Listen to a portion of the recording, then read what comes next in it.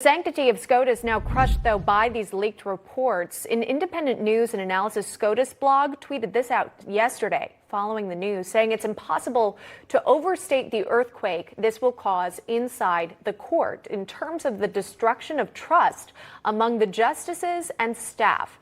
This leak is the gravest, most unforgivable sin. Yeah, that account monitors everything SCOTUS. We'll welcome in our panel D.C. Drano, lawyer and conservative activist Rogan O'Hanley, joining us live on this, as well as attorney Rebecca Walser and national radio host Todd Starnes. Good to see everyone here. Rebecca, I'll just start with you. Your overall reaction to this. Good morning to all of you. Overall reaction to this, Rebecca, from you, and also the person that leaked. We don't know who that is. Would that person not want to be found, or would that person want to be known at some point, and why? Your thoughts? Well, I think that they could certainly want to be known in progressive circles because they are going to be seen and heralded as a champion of giving the progressive side a heads up and maybe all of an opportunity to try to change this opinion. But I don't think that will change. I agree with Victoria and Joe on the previous segment. So, you know, it's heartbreaking as an attorney to see a Supreme Court breach like this. We've seen it. We've gotten used to it in legislative hearings through the press. But this has never happened before in modern time, where we've had such a huge, this will rip our country apart. This is the issue that will do it. And to have a breach like this is just unbelievable. And it's upsetting, and it's very upsetting.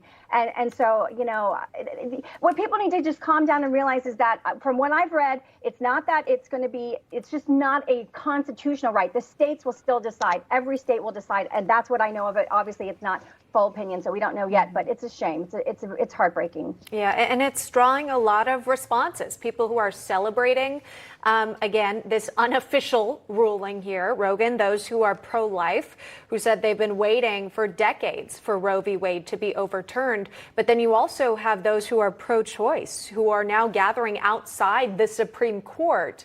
And you wonder how this is going to impact voters who aren't making their way to Washington, D.C., and those who will be showing up at the ballot boxes come November. What's the impact on the midterms?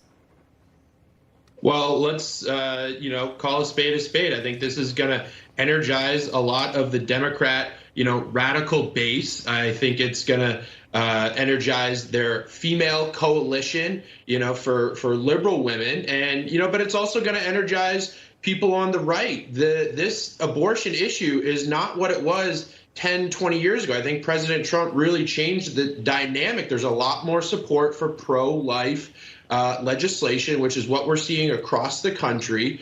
I believe that America is a center-right country and that they would ultimately support pro-life policies. But people have to remember, this is the second major leak of this Supreme Court term. Just in the last few months, Justice Breyer's announcement, it was premature. He did not want to announce it in January. It was leaked. It was supposed to be announced in June. There is a leaker in the Supreme Court right now. It could be the same person. And I believe that there are grounds to charge him with obstruction of justice because they're using these leaks in an effort to intimidate and sway the court. I only have about 20 seconds for you, Todd Starnes. Does this affect midterms? Oh, I think it certainly does affect midterms. And when you look at President Biden's statement he just released, it's very clear this is all about politics. The Democrats know that they're facing a red tsunami. And what better way to generate the base than to leak this document? Here's what needs to happen.